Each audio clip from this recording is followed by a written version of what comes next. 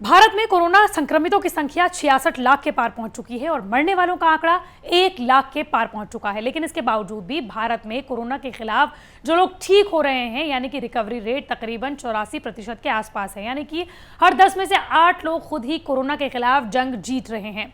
और बस हम भी कोरोना के खिलाफ जो ये जंग है उसमें बस कुछ ही कदमों की दूरी पर हैं जंग जीतने के लिए।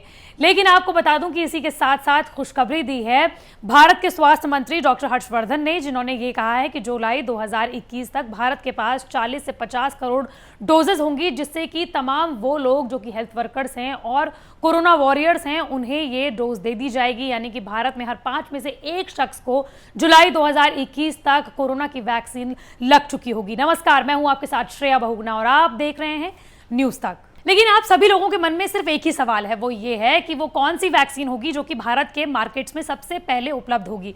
तो इन तमाम सवालों का जवाब देगी हमारी ये वीडियो। लेकिन सबसे पहले ये जान लीजिए कि भारत सरकार किस तरीके से इस वैक्सीन का वितरण करेगी, किस तरीके से रखरखाव करेगी और हर तबके तक इस वैक्सीन को किस तरीके से पहुंचाया जाएगा। आपको ये बता दें कि डॉक्टर हर्षवर्धन ने यह भी कहा है कि तमाम डेटा जो है उसे कलेक्ट किया जाएगा। जब वैक्सीन के तीनों चरणों के ट्रायल हो जाएंगे उसके बाद उसका आकलन किया जाएगा और ये जो पूरी प्रोसेस है ये सिर्फ 15 दिन में हो जाएगी और उसके बाद उसे अप्रूवल दे दिया जाएगा।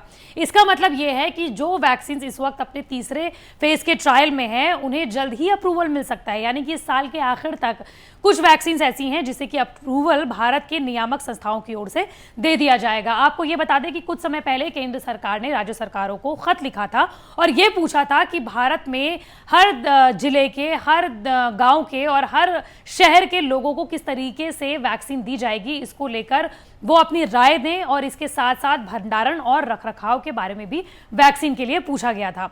आपको ये बता दें कि Indian council of medical research यानी कि ICMR और नीति आयोग मिलकर वैक्सीन के वितरण, वैक्सीन बनाने और वैक्सीन के रखरखाव को लेकर काम कर रहे हैं। ICMR का काम यह है कि तमाम जो वैक्सीन कैंडिडेट हैं उनके डेटा को देखे, उनका आकलन करे और उसके बाद उसे अप्रूवल दे दे।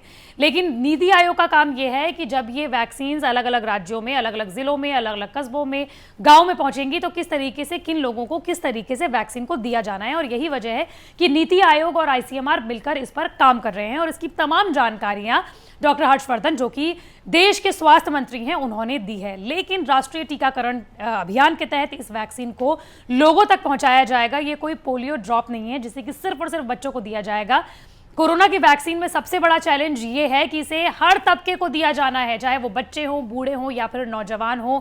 इसलिए इस वैक्सीन का वितरण, भंडारण, रखरखाव और लोगों तक पहुंचाना एक बड़ा चैलेंज हो सकता है। साथ ही आपको ये बता दें कि सरकार इस पर तकरीबन जून महीने से काम कर रही है और यही वजह है कि केंद्र सरकार ने राज्य सरकारों को खत लिखकर यह पूछा है कि किस तरीके से उसका भंडारण किया जाएगा, रखरखाव किया जाएगा और लोगों तक पहुंचाया जाएगा। अब आप लोगों में से कई लोगों के मन में यह सवाल होगा कि वैक्सीन आखिर आएगी कब। दरअसल वैक्सीन के बनने से और उसके पहुंचने तक के बीच में एक फेज होता है ह्यूमन ट्रायल, यानी कि वो वैक्सीन को पहले ट्रायल किया जाता है इंसानों पर ही। लेकिन ये 3 फेजेस में होता है, फर्स्ट फेज, सेकंड फेज और थर्ड फेज। फर्स्ट फेज में सिर्फ 100 से कम लोगों पर यह परीक्षण किया जाता है, लेकिन ये लोग स्वस्थ होते हैं, यानी कि अगर कोई रिएक्शन होगा भी तो ये लोग झेल जाएंगे। दूसरा जो फेज होता है उसमें सैकड़ों लोगों पर परीक्षण किया जाता है और इसमें भी लोग वो होते हैं जिनको हाइपरटेंशन या डायबिटीज और इस तरीके की कोई बीमारियां नहीं होती हैं और ये लोग स्वस्थ होते हैं। उसके बाद जो थर्ड फेज होता है वो सबसे महत्वपूर्ण होता है। इसमें यह देखा जाता है कि जब मास पॉपुलेशन पर वैक्सीनेशन होती है तो किस तरीके के रिएक्शंस आ सकते हैं। कुछ समय पहले आपने देखा होगा कि एस्ट्राजेनेका वैक्सीन, जिसका ट्रायल भारत में भी चल रहा है, उसका कुछ दूसरे देशों में वैक्सीन के रिएक्शन सामने आए थे, जिसके बाद उसका ट्रायल कुछ समय के लिए रोक दिया गया था, उसके बाद शुरू कर दिया गया था। बस इन्हीं सब चीज़ों को देखने के लिए थर्ड फेज का ट्रायल होता है। रूस की जो वैक्सीन है, जहां पर वो लगनी भी शुरू हो चुकी है रूस में, भारत ने ये शर्त रखी हुई है कि जब आप तीसरा फेज का ट्रायल यहां पर करेंगे तभी आपको अनुमति दी जाएगी। तो आप ये सोच सकते हैं कि इसमें हजारों लोगों तक और हो सकता है कि लाखों लोगों तक इसकी वैक्सीन का परीक्षण किया जाता है। और भारत में भी 3 ऐसी वैक्सीन कैंडिडेट्स हैं मुख्य तौर पर, जिनका कि इस वक्त परीक्षण किया जा रहा है पहले, दूसरे और तीसरे फेज में। अब वो कौन कौन सी हैं वो आपको बता देते हैं। सीरम इंस्टीट्यूट ऑफ इंडिया ने ऑक्सफोर्ड एस्ट्राजेनेका की वैक्सीन के साथ पार्टनरशिप की है। इस वैक्सीन का नाम कोविशील्ड रखा गया है। इसके साथ ही दूसरी वैक्सीन जिसका ट्रायल चल रहा है और सबसे ज्यादा लोगों को इसी वैक्सीन से उम्मीदें हैं और वो है भारत बायोटेक की कोवैक्सीन, जिसका टीका तैयार किया जा रहा है। आपको बता दें कि कोवैक्सीन अपने तीसरे फेज के ट्रायल में इस वक्त चल रही है और तीसरी वैक्सीन कैंडिडेट है जाइडस कैडिला की जाइकोव डी नाम की वैक्सीन और इसका अभी पहले फेज का ट्रायल चल रहा है। इसके साथ ही महत्वपूर्ण बात यह भी है कि भारत उस गावी गठबंधन का भी हिस्सा है जो मध्य और कम आय वर्ग वाले 92 देशों को वैक्सीन मुहैया कराने के लिए बनाया गया है। भारत में दो ऐसी वैक्सीन कैंडिडेट हैं जिस पर सबसे ज्यादा उम्मीदें जताई जा रही हैं। पहली है एस्ट्राजेनेका और ऑक्सफोर्ड के द्वारा डेवलप की गई वैक्सीन, जिसका ट्रायल भारत में सीरम इंस्टीट्यूट ऑफ इंडिया करा रहा है और ये अपने दूसरे और तीसरे फेज के ट्रायल में इस वक्त चल रही है।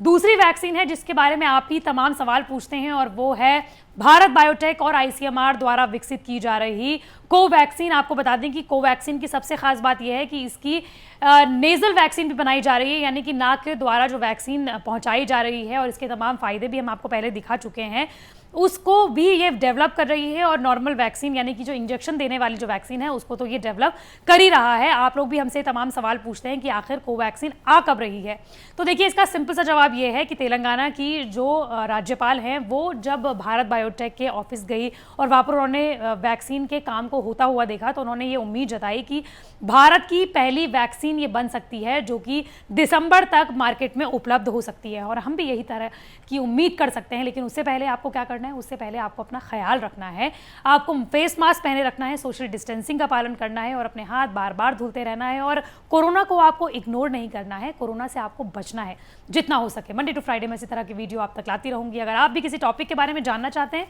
तो कमेंट बॉक्स पर जरूर बताएं।